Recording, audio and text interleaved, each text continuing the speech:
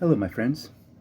I must say, when I listen to the news coverage coming from Minnesota, it kind of tears me in two directions because I have been concerned over the years that the government and the police have become more weaponized. If you look back, Ruby Ridge, Randy Weaver was lost his wife and son, and then you go to Waco where the feds burn up 54 some people, and it continued on. The war on drugs actually became a war on the American people, where you would have stuff seized and you would have to go to court to prove it was yours and not used in a drug transaction, among other things. Then you had the Patriot Act, where we became the surveillance state, and our rights were even more infringed. If you think about your Fourth Amendment, Fifth Amendment rights, they kind of went by the wayside.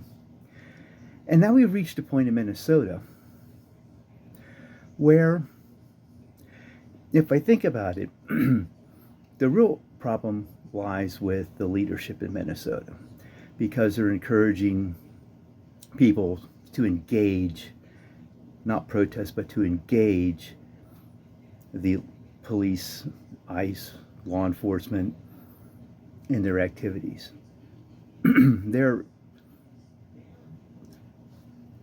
We have a bunch of illegal immigrants who are here illegally, therefore they're lawbreakers.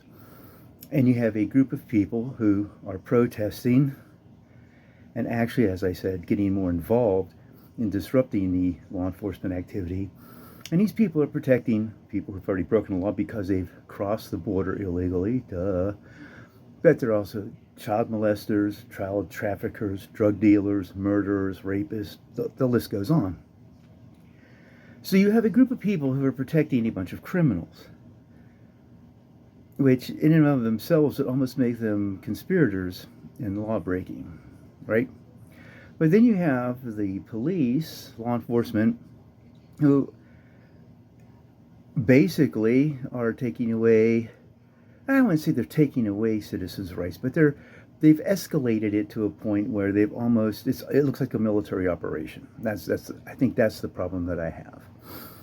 And neither side is going to back down. You can't have the police back down, because then the criminals win. And what you need to do is you have to have the protesters, actually you need to have the leadership of Minnesota tell the protesters to protest, not to impede. And that would definitely probably turn the temperature down a little bit. But when you encourage people to break the law, telling them that they're actually protecting the law or people, it leads to bad problems. Like I said, I'm torn. I've felt for years that the police and the federal police and all that has become much more militarized and a lot less concerned about the rights of the citizens and the Constitution. But it's hard to defend people who are impeding law enforcement from doing their job, arresting illegal aliens, criminals.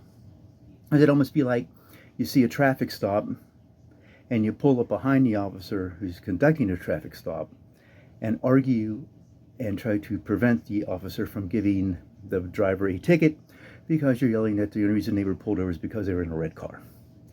Well, obviously what's going to happen at that point is the driver is going to get a ticket and you're going to go to jail. So while it's probably a bad analogy, it's one to probably think about and work with.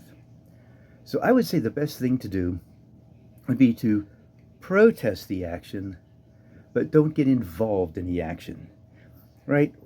Protest the story, but don't become part of the story, because if you become part of the story, you may not like the end result. Well, as always, it seems like we're in a mess and it keeps getting worse. But again, what do I know? I am just a voice crying out in the wilderness. Peace out. Enjoy shoveling the snow.